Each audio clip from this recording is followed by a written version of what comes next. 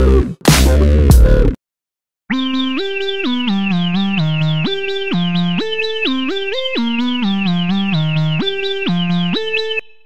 autres. Deux autres. Le Seigneur des Anneaux ou Le Hobbit, la meilleure trilogie selon vous? Là, on parle de Peter Jackson avec Le Seigneur des Anneaux, puis Le Hobbit.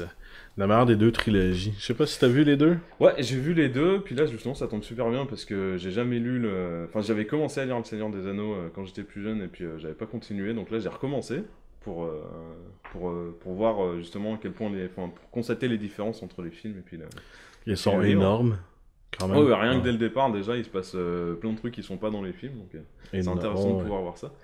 Mais alors, les deux... je veux dire, les deux trilogies...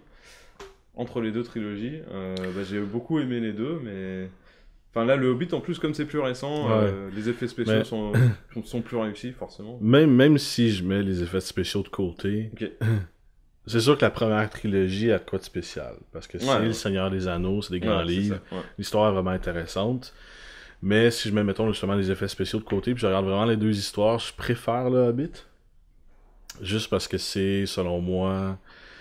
Tu sais, Seigneur des Anneaux, le premier, c'est la communauté de l'anneau, pis t'es comme, oh, ok, une gang de gars, une gang de personnes qui vont se réunir ensemble, puis qui vont aller casser des gueules, ça va vraiment être génial. Puis tu te rends compte que après, au début du deuxième film, tout le monde à la fin du premier, à vrai dire, tout le monde se sépare, puis ça devient un peu des petits groupes indépendants. Puis, je sais pas, je trouve qu'on Avec Sean Bean qui meurt encore dedans. Oui, Boromir qui meurt. Puis je trouve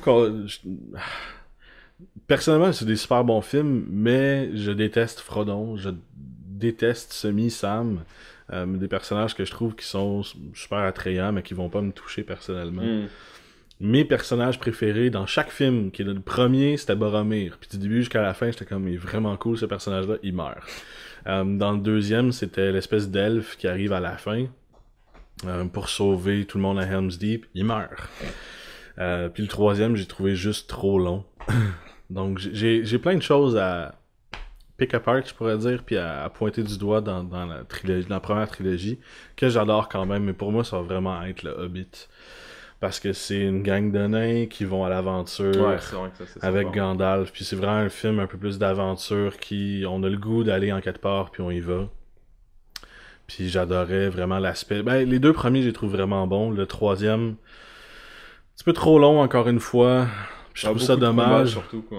Tu sais, à la fin du deuxième, t'as Smaug, le dragon qui arrive. Puis comme... Moi, c'est mon passage préféré. Justement. Dans le troisième opus, ça va être malade. Il va y avoir un dragon qui va semer le chaos partout dans le monde, puis il meurt en dedans de 5 minutes. Fait que c'est ça, en fait. C'est que... Enfin, moi, je m'y attendais, donc c'est pour ça que je n'ai pas été surpris de voir qu'en fait, le début du troisième film, c'était en fait la fin du deuxième, quoi. Ouais. C'est vraiment comme ça que ça se passe, quoi. Ils ont coupé, justement, au bon moment dans le deuxième, pour justement mettre juste ce qui manquait au tout début du troisième, puis voilà, le dragon, il meurt, puis après, il se passe autre chose, quoi. Mais c'est ça, je trouve ça vraiment dommage, justement. Tu sais, c'est correct d'avoir coupé à ce moment-là, parce que ça nous laissait sur un gros high. Exactement. Mais je trouve ça vraiment dommage pour le troisième film, vu que... le dragon meurt, puis après ça, c'est... tu vois des gens se taper dessus pendant 2 heures. C'est à peu près ça. Voilà, c'est ça. Il se passe pas une tonne de trucs dans le troisième, c'est vraiment des gens qui se tapent voilà, dessus. c'est ça. L'intrigue est mise de côté pour, justement, favoriser le combat. Mais... Ouais. Puis le développement des personnages, je veux dire, même si c'était le troisième film, ça fait 2 films qu'on les connaît, il y en avait vraiment 0. Fait que ça fait 2 films que tu t'attaches à des personnages, puis soudainement, tu les vois juste se battre. Je veux dire, les personnages étaient vides en fin de compte. Là. Puis ça, j'ai vraiment trouvé ça dommage. Mais ça reste ma trilogie préférée, la deuxième, le Hobbit. C'est vraiment... c'est vrai que le Hobbit se démarque bien du Seigneur des Anneaux. C'est surtout fou de voir que Peter Jackson a réussi à faire 3 films à partir d'un seul livre, quoi. Ouais, 2 films, plus... une longue scène de bataille. Mais enfin pareil, pour moi ma scène préférée ça va être vraiment le dialogue entre Bilbon et Smaug, justement, quand il arrive là dans la montagne et qu'il va chercher le Arkenstone. J'ai trouvé ça complètement fou parce qu'en plus le dragon fait vraiment la taille de la pièce, quoi. Puis après de voir qui joue les deux personnages respectifs. c'est marrant justement de se rendre compte que C'est dans Sherlock. Bilbon, voilà, c'est Ouais. ça, c'est les deux personnages qui C'est jouent dans Sherlock et Watson. et moi j'ai trouvé ça vraiment enfin génial de les voir tous les deux dans des rôles différents et puis pourtant qui arrivent toujours à se donner la réplique et tout. Non, C'est vraiment fantastique. deux gars qui sont super bons ensemble. Ouais. Un pour jouer avec l'autre. Là. Ouais. Séparément, ils sont encore très bons, là, mais ils sont vraiment à leur avantage quand les deux sont ensemble. Là. Justement dans Sherlock, qui est une super belle série. Ouais. Qui est, soit dit en passant, écrit par... Il y a peu de gens qui le savent. Je sais pas si t'es un fan de Doctor Who. Non. Non? Enfin, j'ai jamais regardé en fait. c'est Jamais pour ça. regardé. Ouais. Il y a beaucoup de fans de Doctor Who qui se disent « Ah, Sherlock, c'est merveilleux. » Mais c'est parce que le showrunner, celui qui a dirigé...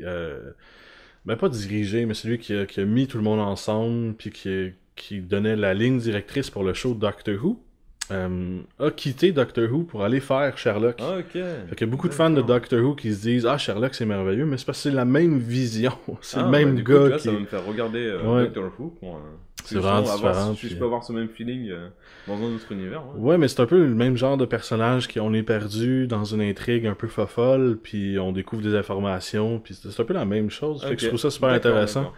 Puis il y a peu de gens qui le savent justement que c'est Steven Moffat qui dirige un peu les deux. Ok. Puis c'est d'où aussi la chute de Doctor Who qui est dans la 8e saison, ben la 8e série, avec le nouveau Docteur, qu'il y a peu de gens qui l'écoutent, parce que c'est allé dans une direction complètement différente, mais justement c'est Steven Moffat qui est parti, puis qui n'était pas en charge de la 8e D'accord. saison, que ça a tout changé, puis il y a eu beaucoup de pertes d'auditoire à cause de ça. On reçoit Antoine. Comment ça va? Ça va et toi? Ouais, Merci. ouais. Merci pour l'invitation, hein, surtout. Ouais, pas de problème, pas de problème. Antoine, t'as un petit projet.